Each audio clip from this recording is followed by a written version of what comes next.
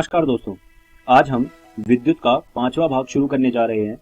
Video को शुरू करने से पहले आइए देखते हैं कि आज की इस वीडियो में हम लोग कौन कौन सी चीजों के बारे में पढ़ने वाले हैं। तो आज की इस वीडियो में सबसे पहले हम तापीय प्रभाव के व्यवहारिक अनुप्रयोग के बारे में पढ़ेंगे। उसके बाद हम लोग विद्युत शक्ति के बारे में पढ़ेंगे।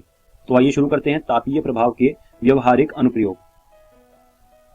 तो तापीय प्रभाव वैसे तो बहुत नुकसानदायी होता है, इससे हमारी बिजली की बहुत ज्यादा खपत होती है, लेकिन इसके कुछ अनुप्रयोग भी हैं जो हम अपनी आम जिंदगी में देखते हैं। पहला जो इसका अनुप्रयोग है, आपने जो प्रतिरोधक देखे होंगे, उन प्रतिरोधकों में ऊष्मा निकलती है, तो वो भी एक तापीय प्रभाव का व्यवहारिक अनुप्रयोग है। लेकिन इससे हमें घाटा होता है, पर फिर भी ये एक अनुप्रयोग है। अब मैं आपको वो अनुप्रयोग बताता हूं जिससे हमारा फायदा होता है और जिसको हम इस्तेमाल करते हैं अपनी आम जिंदगी में। तो आइए देखते हैं वो कौन कौन से अनुप्रयोग हैं। सबसे पहला अनुप्रयोग है इस्त्री। ये इस्त्री आपने अपने अपने घरों में या फिर जो धोबी होता है उसके पास देखी होगी। इससे हम क्या करते हैं, कपड़े प्रेस करते हैं, जो सिलवटें आई होती हैं उनको सही करते हैं। तो इस इस्त्री के अंदर एक कॉइल लगी होती है। जब उस कॉइल से विद्युत का प्रवाह होता है तो वो गर्म हो जाती है और उसके गर्म होने का हम फायदा उठाते हैं, अपने कपड़ों में से हम सिलवटें हटाते हैं। इसके अलावा जो और अनुप्रयोग हैं वो कुछ इस प्रकार हैं। बल्ब, आपने अपने घरों में बल्ब देखा ही होगा। बल्ब से, जैसे कि मैंने आपको बताया था कि बहुत सारी ऊष्मा निकलती है। जब आप बल्ब जलाओगे, आपको उसे सीधा छूना नहीं है, लेकिन आप उसके आसपास महसूस कर सकते हैं। अगर आप छुओगे तो आपका हाथ जल सकता है, तो मैं आपको ये बोलूंगा कि आप ऐसा बिल्कुल भी ना करें।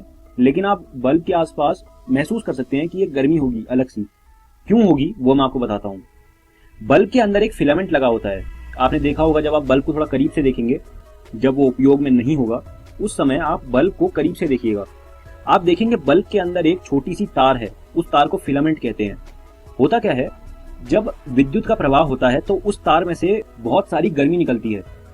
होता क्या है, जब बहुत ज्यादा गर्म हो जाती है तार, तो वो प्रकाश छोड़ने लगती है और वही प्रकाश हम लोग देखते हैं अपने आसपास जब बल्ब जलता है। तो बल्ब भी तापीय प्रभाव का एक व्यवहारिक अनुप्रयोग है। इसके बाद बात करते हैं फ्यूज की। आपने अपने घरों में जो कुछ जैसे बिजली का सामान होता है, तो उनमें आपने देखा होगा ये फ्यूज लगा होता है अंदर। या फिर जो घर की मेन सप्लाई होती है, जहां से आपके घर में बिजली आती है, आपने वहां भी देखा होगा एक फ्यूज लगा होता है। वो लेकिन ऐसा नहीं दिखता, उसका थोड़ा अलग रूप होता है। लेकिन ये जो फ्यूज है, ये आपके जो छोटे छोटे आपके बिजली के उपकरण होते हैं उसमें लगा हुआ मिलता है। अब इसका काम क्या है, आप देख सकते हैं इस फ्यूज के बीच में एक पतली सी तार है। होता क्या है, जब भारी मात्रा में विद्युत धारा आती है तो वो हमारे जो उपकरण हैं उन्हें खराब कर सकती है। तो उन उपकरणों को बचाने के लिए हम ये फ्यूज लगाते हैं। होता क्या है, जब भारी मात्रा में विद्युत धारा आती है तो इस फ्यूज के बीच में लगी हुई तार अपने आप पिघल जाती है। इतनी भारी मात्रा की धारा से वो तार पिघल जाती है और तार के पिघलने से जो हमारा विद्युत परिपथ है वो टूट जाता है और हमारा जो उपकरण है वो खराब होने से बच जाता है। तो जो हमारा ये फ्यूज है, ये भी तापीय प्रभाव का एक अनुप्रयोग है। अब बात करते हैं विद्युत शक्ति की।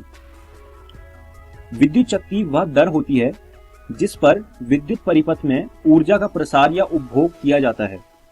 विद्युत शक्ति का जो फॉर्मूला होता है वो होता है P = VI। यहां पर P जो है वो विद्युत शक्ति होती है। विद्युत शक्ति का SI मात्रक वाट होता है। वाट को हम W भी लिखते हैं। अब बात करते हैं विद्युत ऊर्जा की। तो विद्युत ऊर्जा शक्ति और समय का गुणनफल है। विद्युत ऊर्जा का जो SI मात्रक होता है वो जूल है। विद्युत ऊर्जा का एक और SI मात्रक होता है जो होता है किलोवाट आर, kWh। और 1 किलोवाट आर में 3.6 × 10⁶ जूल होते हैं। आपको कभी प्रश्न में ऐसा पूछा जा सकता है कि आपको विद्युत ऊर्जा किलोवाट आर में निकालनी है, तो आप वहां पर क्या करेंगे, आप जूल को किलोवाट आर में बदल देंगे।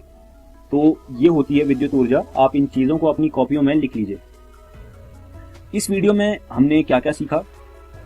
सबसे पहले हमने तापीय प्रभाव के व्यवहारिक अनुप्रयोगों के बारे में पढ़ा और उसके बाद हमने विद्युत शक्ति के बारे में पढ़ा। मैं उम्मीद करता हूं आपको मेरी पढ़ाई हुई सारी चीजें समझ आई होंगी और आपको ये सुझाव देना चाहता हूं कि आप ये सारी चीजें NCERT विज्ञान से पढ़ लीजिए और इन पर आधारित कुछ प्रश्न भी हल कर लीजिएगा। धन्यवाद दोस्तों।